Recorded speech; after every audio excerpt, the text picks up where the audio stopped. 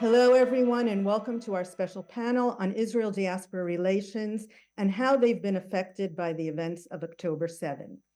I'd like to start by welcoming and introducing our distinguished panelists. Jonathan Freedland is a prominent British columnist for The Guardian. He has written 12 books, both fiction and nonfiction, most recently, The Escape Artist, the Man Who Broke Out of Auschwitz to Warn the World. His most recent play, Jews in Their Own Words, was performed at the Royal Court. And since 2021, he has co-hosted a podcast called Unholy, Two Jews on the News, with Israeli news anchor and journalist Yonit Levy. Welcome, Jonathan, and honored to have you on the panel. Thank you, Judy. Very good to be with you. Emily Tamkin is the author of The Influence of Soros, Politics, Power, and the Struggle for an Open Society, and more recently, Bad Jews, A History of American Jewish Politics and Identities. Welcome, Emily. It's great having you on board. Thanks for having me. Josh Leifer is the author of the forthcoming book, Tablets Shattered, The End of an American Jewish Century and the Future of Jewish Life. Josh's essays and reporting have appeared widely in international publications, including the New York Review of Books, the New York Times, The Guardian, The New Statesman, and The Nation. A member of the editorial board of Dissent, Josh previously worked as an editor at Jewish Currents and at Plus 972 magazine. Welcome, Josh. It's a pleasure having you on our panel. Thank you for having me. And Rabbi Gesa Ederberg, last but not least, is the rabbi of the historic New Synagogue in Berlin and leader of the conservative Masorti movement in Germany. She made history 17 years ago when she became the first female pulpit rabbi in the German capital since the Holocaust. She's also the incoming president of the 1,600-strong Rabbinical Assembly, the International Association of Conservative Masorti Rabbis, and she will be the first person ever outside Israel and the United States to fill this role. We're privileged to have you on our panel, Gesa. Wonderful to be here. Thank you, Judy. Jonathan, let's start with you.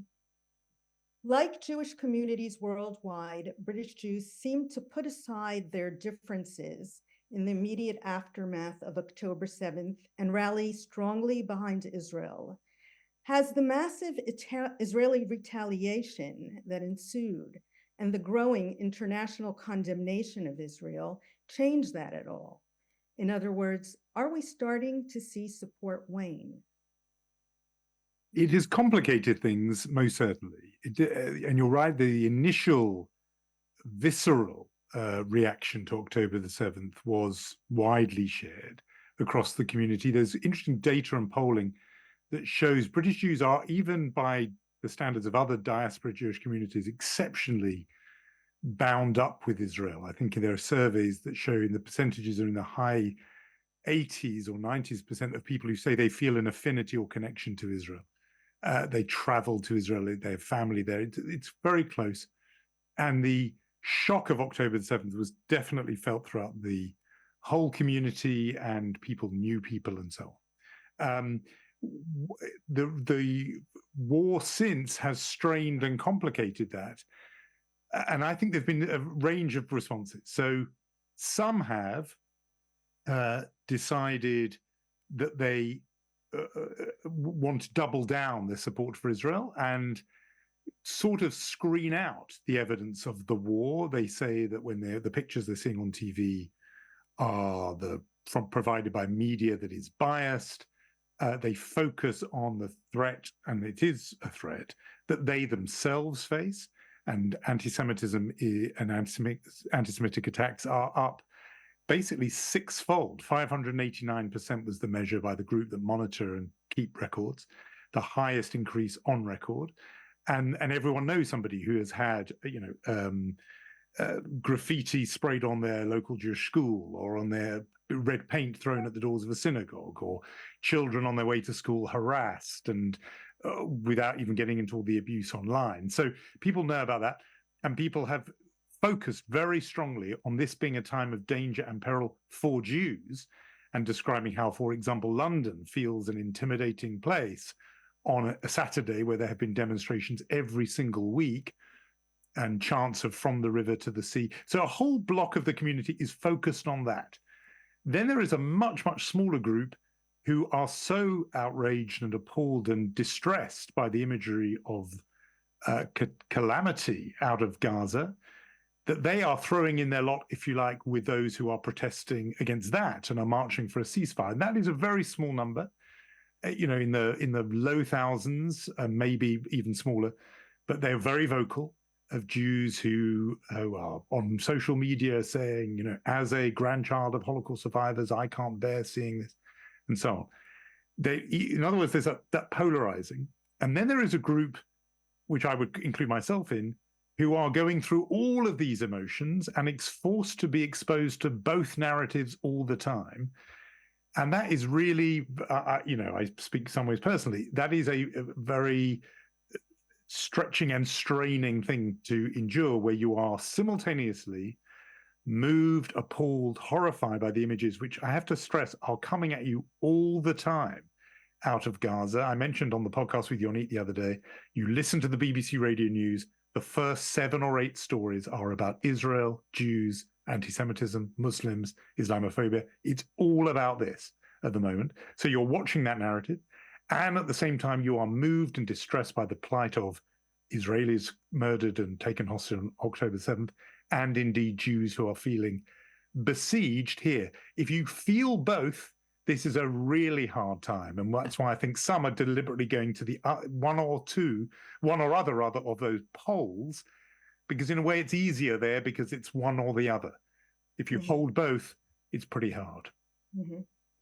Well, you just mentioned record levels of anti-Semitism, and sitting here far away from Britain, it sometimes seems that the worst anti-Semitism we're seeing is in your country.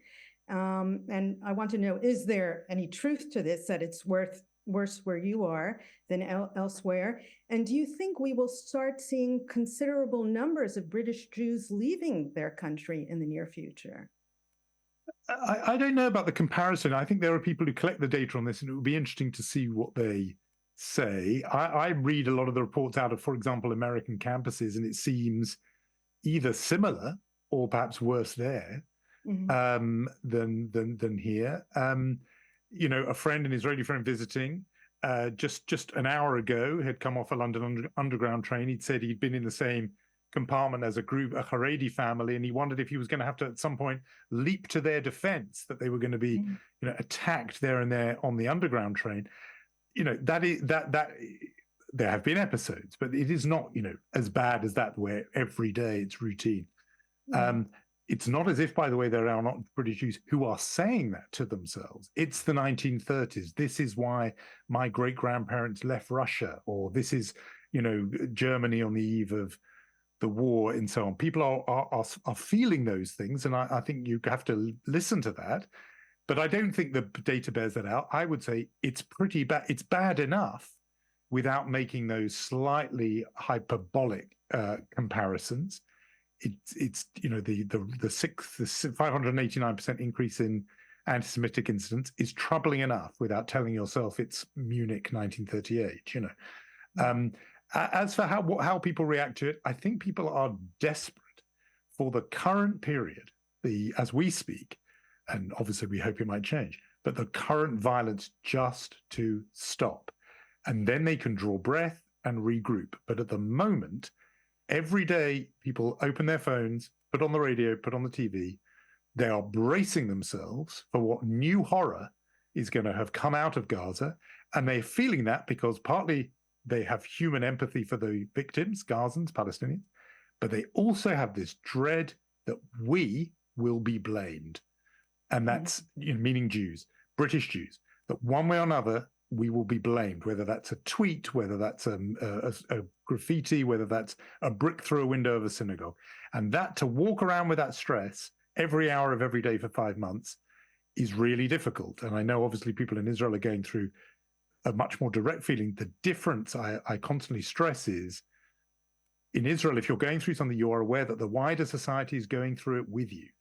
It's very different if you're one of a minority of 270,000 who do not see this story the way you or your family or friends might maybe see it. And that sense of being out of step, I know that people are just desperate for it to stop so they can draw breath. It's been a kind of a state of high anxiety and tension since we all got those the news on the morning of October the 7th, and it hasn't lessened. And so I think that feeling people are finding it very hard to live with. I want to get back to that point that you mentioned later, but first, Emily and Josh, I have a question for the two of you as our American representatives here.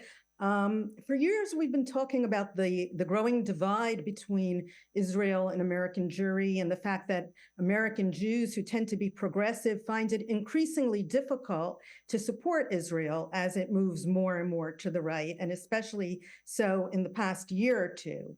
Would you say that since October 7th, this divide has only grown wider, or actually the opposite? Emily? Sure, I'll take this first. I think we saw the opposite, and now we're seeing a similar pattern as pre-October the 7th. And what I mean by that is that I spent a lot of time reporting, over the course of the past year before October 7th on how sort of center liberal Jewish groups in the United States were becoming increasingly comfortable criticizing Israel, in particular the current Israeli government and the judicial reforms. On October the 7th, you saw leftist Jewish groups like If Not Now and Jewish Voice for Peace immediately come out and call for a ceasefire, while sort of in the liberal middle, you had, and obviously I'm speaking in broad strokes, but in the liberal middle, you had Americans for Peace Now and J Street and Trua come out and offer support for Israel. I reported a piece on this and spoke to Jeremy Ben-Ami, who's head of J Street, and he said, our first instinct was to hug our friends. And so you saw that space for criticism really narrow. And this was reflected in polling, right? The Jewish Electorate Institute came out with a survey not too long after October the 7th, and it showed that something like 80% of Jews were supportive of Biden's policy, although under 35, that number dropped down to 50%. However, as time has gone by, and as we've seen the sort of news stories that Jonathan was just speaking about, and as we've seen the death toll rise, and as we've seen increased reports of blocked aid and starvation and any number of other horrors, and as President Biden says this is going to lead to a second state, and Prime Minister Netanyahu comes out over and over again and says there will never be a Palestinian state, this has become a less tenable position for these groups. And so they have one by one started calling for a ceasefire, said now is the time for diplomacy. And interestingly, I think, and I should say this was mirrored in a recent Haaretz survey that found that recently the number that supported Biden's stance on Israel's war dropped down to 31%, which is vastly less than it was at the start of the war. I think interestingly, what we're seeing now, the Jews on the right in America remain staunch supporters of Israel. That includes through this war. Most American Jews, however, lean somewhere from center to the left. And I think what we're seeing now is sort of a mirror of the conversation around the debates on the judicial reforms and the current government, which is some in the center or center left saying the problem is really this government, or the problem is the way that they're conducting the war, with those further on the left saying, no, there is a more fundamental problem here, right? That you cannot just place this at the feet of Netanyahu. So that's how I've seen the past several months, but I would be interested in, I know Josh has spent a lot of time specifically looking at the Jewish left, and so it would be interesting to hear his thoughts as well. Josh? Sure. I mean, I don't know if I have more to add. I think that was pretty comprehensive. I think that, in the immediate aftermath of October 7th, the organizational ecosystem of what people refer to as the Jewish left, so If Not Now and JVP, all jumped into kind of anti-war organizing immediately, which did leave, I think, a vacuum for people who wanted a space that was, on the one hand, unequivocally anti-occupation, but also that could speak to Jewish grief and Jewish fear. And I think that space is still, basically open, and that there is a real, I couldn't begin to quantify it, but I think there is a real place within American Jewish life that isn't being represented at the organizational level of people who are even willing to take their criticism of Israel to a more fundamental place and say this isn't just about Netanyahu, it's about the occupation, it's about the siege of Gaza, it's about more than half a century of the systematic denial of Palestinians' rights. But that doesn't, and also say, but that doesn't mean that Israelis need to leave for there to be a just resolution, that Israel is legitimate as a state, even if it is also foundationally flawed. I mean, that's in our day, in our moment, that's like a nuanced point, I think, that there isn't a lot of room for. But it strikes me that maybe that was space that people hoped J Street would occupy. I don't think it stepped into that because it wanted to hug the friends and be there. But it also was a space, it's also a place that maybe 10 years ago, I was involved in the founding of If Not Now. 10 years ago, I think that was the place that If Not Now was then. I think that the 10 years of very intense ideological struggle and the US progressive left has made it untenable for a group like If Not Now to not be vocally a Palestine solidarity organization, which means that it has to take certain positions about the legitimacy of the state of Israel that maybe it wouldn't have taken. It sounds crazy to think now, but If Not Now was founded 10 years ago, intentionally agnostic on the question, even on the question of BDS. Like, we're in a very different place now, at least rhetorically and kind of functionally. But I do think that I think that there is a group of people. They may not be very big. It might just be me and the people I know. But I do think that there is a group of people within Jewish life who aren't being represented, who, and sort of echo what Son of Jonathan was saying, who are appalled by the kind of regular drip of anti-Semitic derangement that you encounter on social media, but for whom that doesn't change their basic commitment to the need for there to be equal rights for everybody. Mm-hmm. So I want to ask you about a piece you wrote in Dissent. I think it was published 5 days after the Hamas attack, in which you accused parts of the Anglophone left of reacting with quote unquote shocking inhumanity to the massacre of innocent Israelis. Since that piece was published, as we've just mentioned, Israel has pretty much leveled Gaza, killing many, many thousands of Palestinians in the process. And I'd be curious to know if you have made peace with the so-called Anglophone left since then. My position is the same as it was then, which is that it's wrong to kill civilians. It was wrong when Hamas did it. It's obviously wrong on a more obscene scale than I think any of us possibly could imagine now that Israel is doing it in Gaza. To the extent that my personal politics have shifted in this, I haven't made my peace with people who would advocate for killing my friends and loved ones, and so I'm not going to go march in a march where people are saying by any means necessary and who are kind of adopting this radical chic politics of total removal of Israelis, or that there are no Israeli civilians like that. I'm not going, my critique of those people remains, but the focus, I think, right now is not on them. It's on stopping the Israeli offensive. It's trying to find a way to bring an end to this war and get in the humanitarian aid necessary to alleviate what has become, a catastrophe that I've found hard to write about, actually, because its scale is so horrific, and it has gone so far beyond what I think certainly I, and I know others, thought that Israel was capable of. Another question for you, Emily. There's been lots of concern in the US over what we call the generational divide, the fact that young American Jews feel far less connected to Israel than their parents and grandparents do. Recent polls would seem to indicate that this continues to hold true post-October 7th.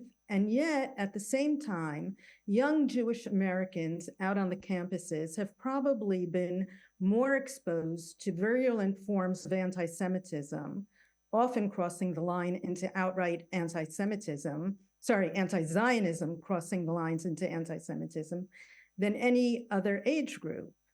Do you find that this has had any effect on the way young American Jews view Israel? What I find very interesting is that, and this is according to the JEI poll that I mentioned earlier, and also a more recent poll, I'm pretty sure it was by the American Jewish Committee, suggests that actually younger American Jews are less concerned about anti-Semitism on college campuses than older American Jews. And I think this is probably for a few reasons. So the short answer is that no, I don't think that this is going to reverse the trend. It may for some people, right, who had, who had some horrific encounter and it polarized them in the other direction. But I think the short answer is that no, because they're going to continue to have been raised in America with, liberal progressive values, and they will continue to have only known in Israel that, I think this will be formative for many young American Jews to have watched this war. And to have to not be able to square that with everything else they've been taught to believe. Why young American Jews are less concerned about anti-Semitism on college campuses, despite being the ones on college campuses. There are some who theorize that this is because I shouldn't say theorize, speculate that this is because they've only known it like this, so they don't remember a time when it was less pronounced, and thus it seems not as bad to them, and that could be. I also think that sometimes when you're in a place, if you read a story in the New York Times that says, at your alma mater, anti-Semitism is run amok, it's, oh my goodness, this is so horrible. Whereas when you're in it, you can sort of have processed it for what it was. I generally think that there is, that sometimes, how to put this, that sometimes it's not the most helpful for students on college campuses that there's as much attention on them from national media outlets as there is. And I should also say, I'm not currently on a college campus or a university campus. I'm not a student, I'm not a professor, I don't yet have children, or certainly children who could be the age. So I'm not I don't want to tell anybody, oh, your experience actually isn't that bad. I hope that I'm not coming across this way, but I just think that it's important to note that university campuses have always been sites where this issue is hotly contested, and that the students themselves are telling us this is not our top concern. Not to say that anti-Semitism is not real on university campuses, but it is to say that I don't think that it's necessarily the story that it's being written about as, or that it's going to change students' opinions. The other thing is, I know I've rambled a bit on this one, but we sometimes write about or read about Jews on college campuses as though there's one position, right? As though every Jewish student comes in supportive of Israel, or every Jewish student is in Hillel, or every Jewish student is of a certain denomination. And I just don't think that's true. I think that Jewish students, like every other Jewish group in America, are not a monolith. And,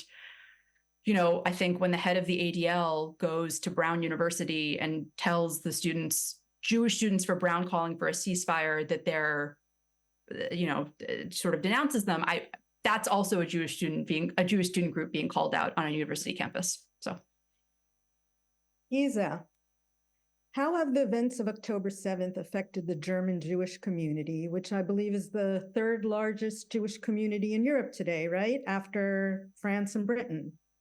Yes.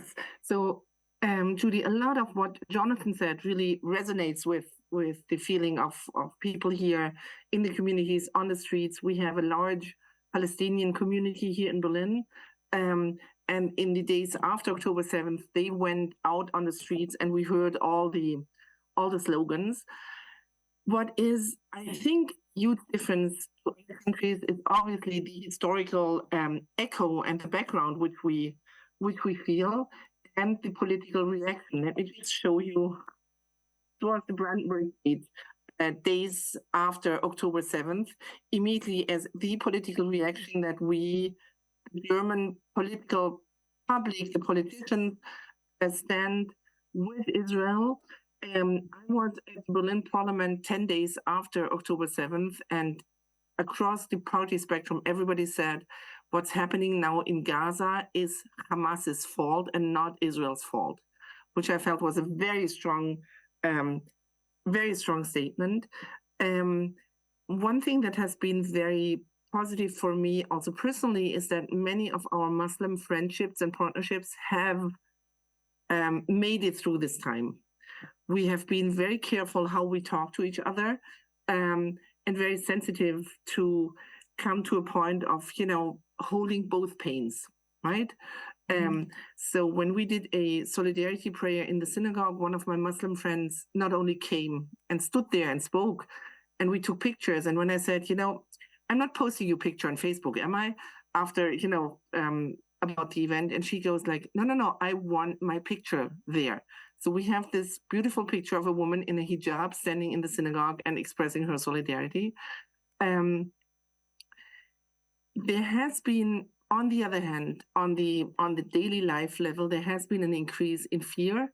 I have congregants who really are not able to come to synagogues. Some people who have refugee background, one of them tells me, when I get up on Shabbat morning and want to leave my apartment to go to the synagogue, I just get into such a panic that I physically cannot leave the apartment.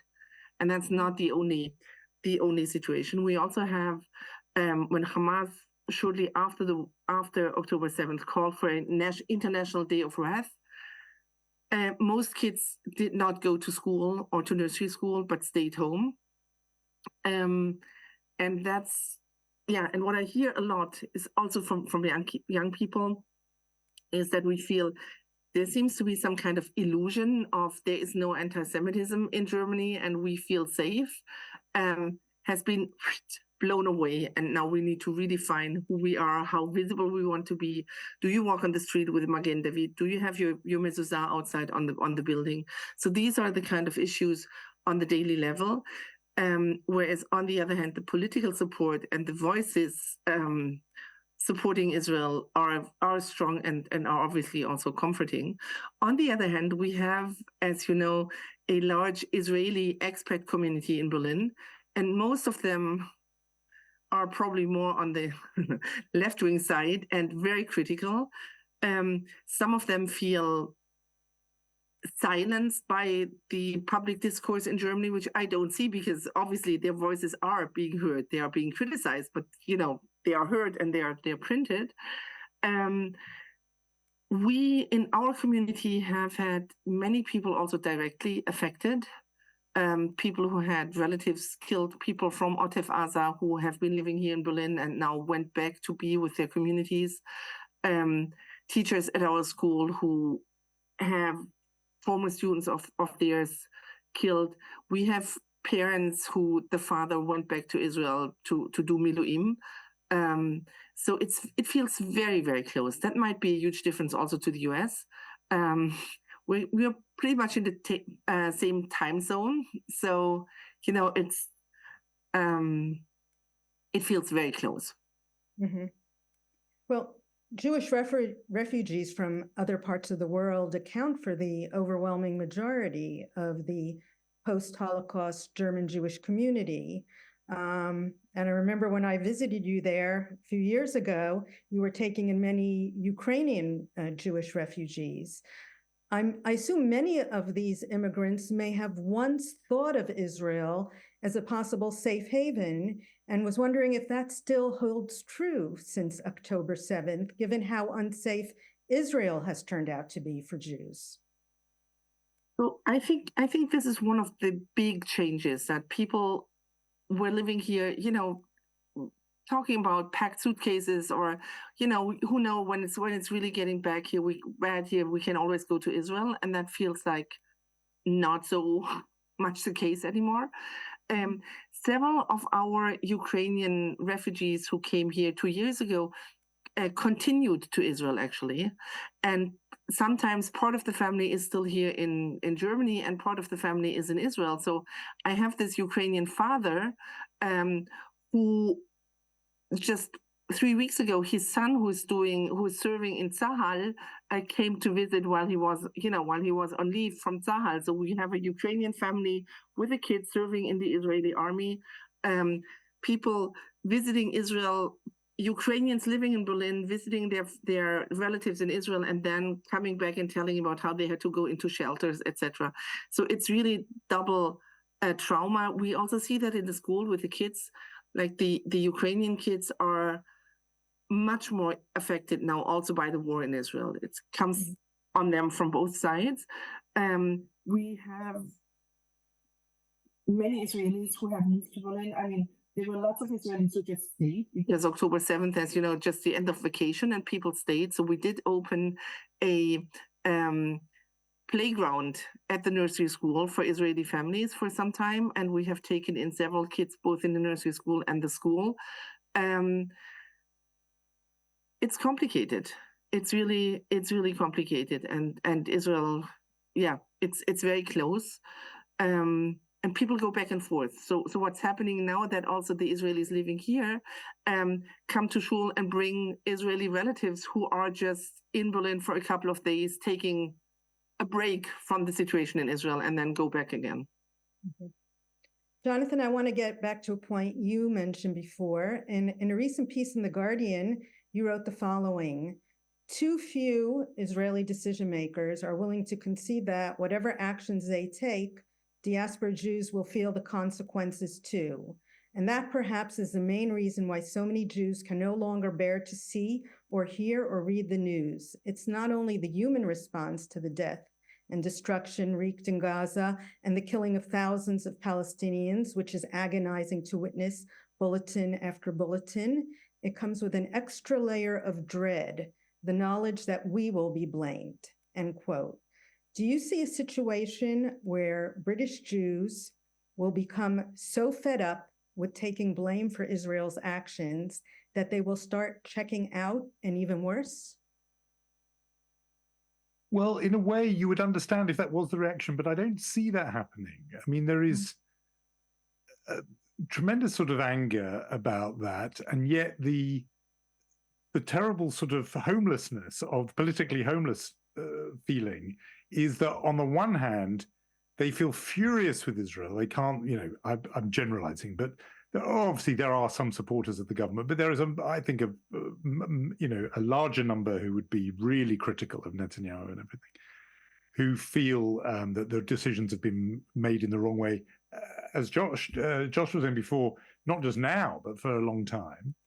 And yet, on the other hand, they don't feel that they can sort of cut their links with Israel, because they look at the alternative, as it were, which is the people who are willing them to do that, who are on the streets demanding action taken against Israel, and they don't feel welcome among them either. And so that's that terrible feeling that they're sort of out of place in both. They don't like the people chanting or projecting the slogan "From the river to the sea" on the Houses of Parliament, on Big Ben, London icon, an iconic location, for all the reasons that will be well known to people watching this, that slogan, whatever the people chanting it and think they mean, it's heard by Jews as saying, eliminate Israel, eliminate the world's only Jewish country, the world's largest Jewish community, leave no room for it. If it's from the river to the sea, Palestine will be free. That's how Jews hear it. So they don't feel at home with them. And then they open up, Haaretz on their phone or whatever, and they see some new hideously racist thing that's been said by Itamar Ben-Gvir or some action taken by the government. They don't feel comfortable there either. And so it's a terrible feeling of being sort of in between and feeling homeless. And I have definitely heard people who, round the Friday night dinner table one week, are saying, because of some horrible remark that was made at work or kids on campus, do we ever have to think about not being here? And then they think, and I've heard this conversation where people go, well, where? And then somebody says Israel, and they all, people will smile and laugh and go, well, yeah, but that's even worse. Not even worse. Of course, it's not even worse, but you know what I mean? That's a whole other set of problems. And we would be not comfortable there, and that's dangerous and so on. So, I think it goes to that sense that Gesa and I have both been sort of describing, of feeling just the daily sort of stress of it and feeling in between. The one thing I was going to say as well, picking up something both Emily and Joshua talked about the Jews having felt that they had found their voice and feeling able to be more critical. And one thing that has all been really overlooked is what was going to be the global Jewish story of 2023 until October the 7th was the global movement of protests against the judicial coup and against the Netanyahu's government that was joined, this was very new in this community, that was joined by both Israelis, expatriates, the Israeli community in London, and British Jews. They were that was a kind of coming of age moment where Jews felt able, for one thing, to in Westminster, where the government and parliament is, with the Israeli flag, condemning the Israeli government and singing Hatikvah as a protest song against the Israeli government. I mean, it was very complicated what was going on, but it was a new voice, and it felt very kind of as if something was beginning. And like Josh was saying, people were beginning to make the connection with occupation and realizing that there was something dissonant about saying Israel, we're fighting to save Israeli democracy, even though Israel rules over another people in the West Bank and so on. So that was beginning to happen and was a really interesting phenomenon in Israel-diaspora relations, and obviously entirely overshadowed by what happened on October the 7th. But it's led for some people as a sort of rush back to the embrace of Israel and the sense that forget all our differences. But for others, it's a feeling, much more complicated and much more sorrowful than that. Mm-hmm. Emily, I couldn't help thinking about the title of your book, Bad Jews, which was published exactly a year before October 7th, but seems so prescient today. For many progressives, Jews who continue to support or sympathize with Israel have come to be considered bad Jews. For them, the good Jews would be Jews active in the pro-Palestinian cause. Members of If Not Now, for example, we mentioned them before, Jewish Voice for Peace, Rabbis for Ceasefire. These groups have organized some very big rallies in recent months, but I wonder, how much support do they really have within the larger Jewish community? I think certainly If Not Now and JVP and Rabbis for Ceasefire are a minority. I mean, that's not, and I don't think they would dispute that. But what I think you can also say is that the cause for which they're pushing, in this case, a ceasefire, is gaining support in the United States. I mean, we know this from not just the statements that more liberal Jewish organizations are putting out, but from the polling. And I guess one thing that I would just like to, since you mentioned bad Jews, is that,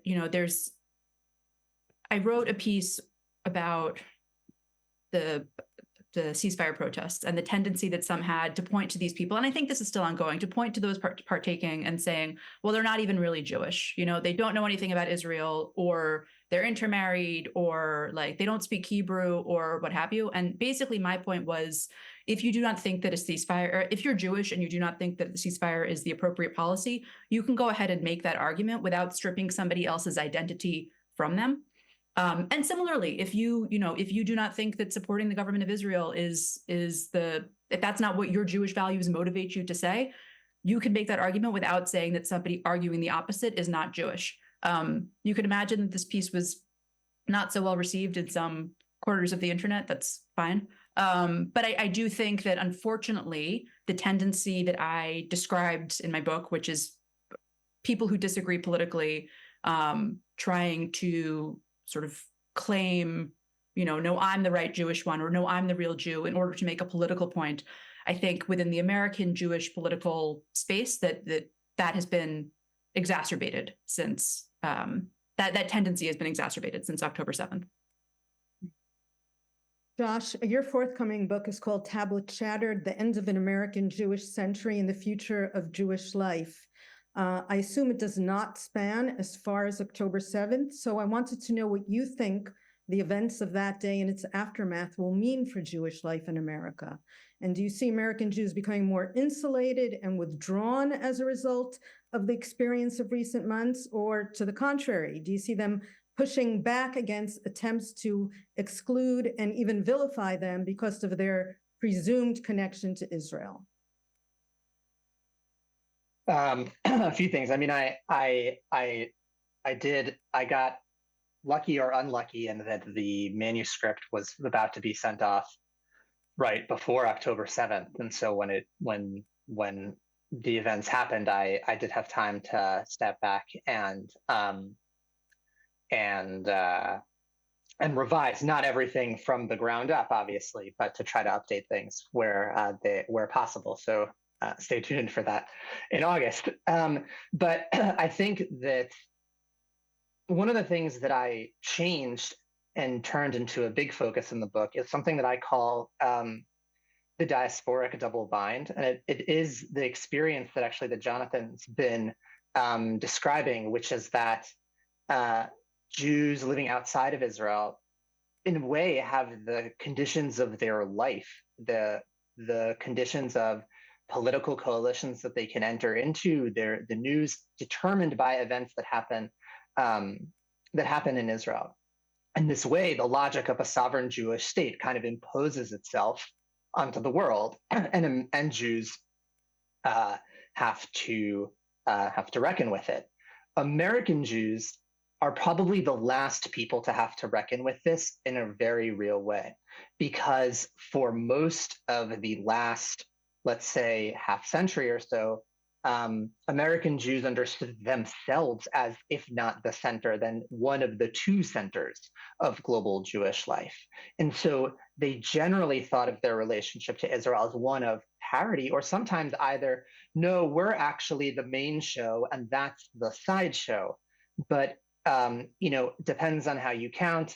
Obviously, just as Emily mentioned, determining who is a Jew is a fraught one. But at a certain point in the early 2000s, if you follow what someone like the demographer Sergio de la Pergola writes, the Israeli Jewish community reached population parity with the American one, and then surpassed it. And not only are we in the period of surpassing it, but we're also in if you look at and believe population projections, heading towards a world where Israeli Jews represent not just the plurality of Jews in the world, but the majority. And that's an unprecedented historical shift in the lifespan of the Jewish people writ large, that for the first time in 2 millennia, we won't be a diasporic people majority, we will have become a sovereign one. And American Jews are going to have to make a lot of decisions about how they want to relate to an Israel that is in the driver's seat, in some sense, of Jewish history. And I think a lot of the American Jewish reactions, especially around anti-Semitism or anti-Zionism related anti-Semitism, has to do with an ambivalence about what it means to live in a world where your identity is spoken of or by another state that you don't live in, and that it's determining your life. Now, I think that, one way to, and so in some sense, there are two responses to this. Both of them, I personally think are wrong. One is has been the establishment organizational response, which is, this is totally fine. It's actually really good. We already outsourced all of Jewish identity anyway to Zionism. And so it's not really a problem for us. It creates a moral problem, which is that this view can't accommodate the reality of what Israel is and does. And so it denies kind of the political complexities. But the flip side of that is what I think you could call the sort of neo-diasporist or new Jewish anti-Zionist reaction of kind of disavowal, denial, like, we are not them, we are not that, I am that. That is all happening because there's a lot less space for a Jewishness that's untethered to Israel. And I would argue it's not really possible. And so I think that some people, the position I'd like to advocate for is one of responsibility. Like, yes, we're Jews around the world are implicated in what Israel does because we belong to the Jewish collectivity that has made its home there. That might be uncomfortable, but it's better to be honest about it and engage and to take responsibility than to kind of sit and deny that it's happening or wish that it wasn't happening. And so I think we're at the very beginning of a very substantial historical shift that is going. Some people will jump off the train, and that's fine. And then there is an old and venerable Jewish tradition of Jews who disavow their collective belonging. I mean, that's kind of Isaac Deutscher's essay about the non-Jewish Jew, and that we might see much more. We might see more of that happening. But I also think that there hasn't been American Jews are only beginning to understand now to the extent to which they are not in charge of the Jewish narrative. Mhm. Could I Jonathan? come in on that? Sure. I mean, it's so interesting to hear all that, because I've been thinking about a version of all that myself, and we're living some of it. First of all, this point about the neo-diasporic thing, that is absolutely going on. You see it particularly among younger people, just at the edges, but the sort of revival of Yiddish in certain places, searching for a Jewish identity which isn't Israel. By the way, another source of identity for a long time was the Holocaust. That has now become extremely complicated. I wrote recently about the ICJ interim ruling, interim though it is, has already complicated that, because a big part of Jewish identity was to be seen as, and to in some ways drape ourselves in the moral authority of the victim people. And whether we like it or not, I think we must all dislike it, but many people see us now as aligned with a perpetrator people. And we can argue that they're wrong and they're misunderstanding what the ICJ said in The Hague and so on. But just in terms of that word now, when you see the word genocide and Jews in the same sentence, it used to be citing us as victims. And now that sentence is usually pointing an accusing finger at us instead. And I think that changes something about identity, because it means we move through the world no longer with that kind of, there was a kind of moral halo put on Jews as being the Jewish voice. We spoke from an experience of historic suffering. And I'm not sure many people particularly of a younger generation, are going to buy that anymore. If anything, you're going to begin with a certain sort of guilt implied. So that's a big thing. But just on Josh's notion that the way out of this is to some acceptance of responsibility, I'm interested in that, because the formulation I've been using in explaining what this Jewish connection to Israel is, and in some ways trying to get people to be sort of off our backs a bit, is I've been saying, look, Jews are connected to Israel, but diaspora Jews. We are connected to Israel, but we are not responsible for it. Meaning, if you are angry about what's going on in Israel, do not be throwing a brick through a synagogue window, because yes, that the Jews in that building are connected to Israel. They're praying towards Jerusalem and so on, but they are not responsible for the actions of that government. They don't have a vote. And that's the formulation I'm sort of using as a kind of, I mean, it would be too much to call it a survival strategy, but I'm thinking that's a useful explanation. But Josh has come in and said, no, Jews have to say that they are responsible. That is challenging for me, because I'm not criticizing it, but it's sort of upending something I've been thinking about in a different way. Well, if I may, I want to flesh it out a little bit more. I think there might be a difference in national context, but I'm not necessarily sure. I mean, I mean it because American Jewish life institutionally is structured around support for Israel. And this is what I mean about not wanting to have it both ways. You can't, it doesn't make political sense to me to say, we're going to fundraise Israel bonds in Shul on the high holidays, and we're going to send our delegation here, and we're going to, maybe even be part of communities where it's a norm to send money over the green line to pro-settlement philanthropies, and then say, no, get off our backs. I mean, that doesn't work. And if it was the case that American Jewish institutional life was actually not implicated, then it would be a different conversation. But this even gets to some of the messiness of the campus stuff. I think what's happening there on these campuses, like the videos from Berkeley, are horrific. I would never want to be mistaken for thinking that any of that is acceptable. But it's also the case that the Jewish Agency sends Israel fellows to university campuses in the United States to put on pro-Israel events at the Hillel. And so the idea that this is just happening for no reason, it's more honest to be like, no, this is American Jewish organizations are invested in an ideological project. it's legitimate to defend that ideological project, but I don't think it's illegitimate to pretend that that's not also happening at the same time. I don't know if that makes sense. I'm afraid that our time is up. Thank you very much. I enjoyed having all of you on this panel and look forward to seeing you again on some other panel sometime. Thank you. Thank you so much. And I really just quickly want to say that Haaretz from the very first moment, like really immediately after October 7th, under horrific, unimaginable circumstances, has, I think, as a reader and subscriber and a journalist, worked to speak truth to power and for accountability and for transparency under very difficult circumstances. So as a journalist, it's inspiring, and it was, thank you for moderating this discussion today. Thank you. Thank you. Thank you. Yeah. Thank you. I hope you've enjoyed watching this conference. If you have, please let others know about it.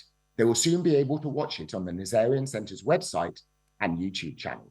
And I hope you will watch our future webinars and other online events, which you can hear about by subscribing to our mailing list.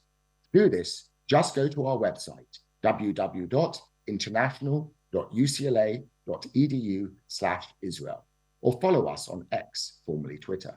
Finally, I'd like to thank all the speakers for generously giving their time and sharing their expertise and insights. I'd like to thank the team at Haaretz, especially Maya Lecker, Omer Schubert, and Nufer Chen, and my team at the Nazarian Center, especially Maura Resnick, Gage Greenspan, and Jane Matusovskaya for their hard work organizing this conference.